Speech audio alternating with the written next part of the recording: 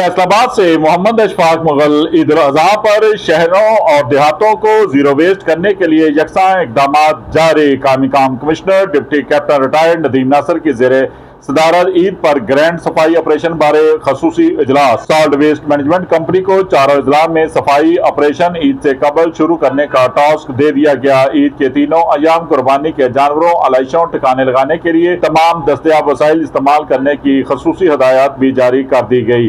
नमाज ईद से कबल मरकजी ईदगाहों शाहराहों को संवारने के भी अहकामात हैं। वासा को फैसलाबाद शहर में तमाम खुले और टूटे गटरों के ढक्कन 2 दिन में बदलने का फौरी हुक्म जारी कर दिया गया।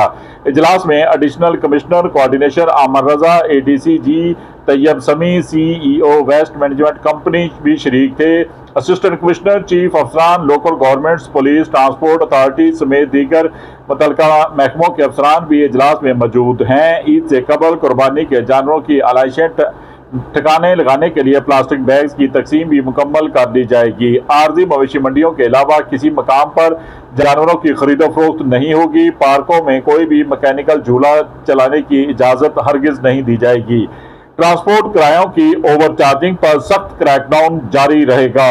मवेशी मंडियों में भत्ताखोरी, ओवर चार्जिंग, पर्ची फीस वसूली, जीरो टॉलरेंस पॉलिसी होगी। पुलिस नमाज ईद के मकामात और बाजारों की सिक्योरिटी के लिए फुल प्रूफ प्लान तश्कील देगी। देखते रहिए GS न्यूज।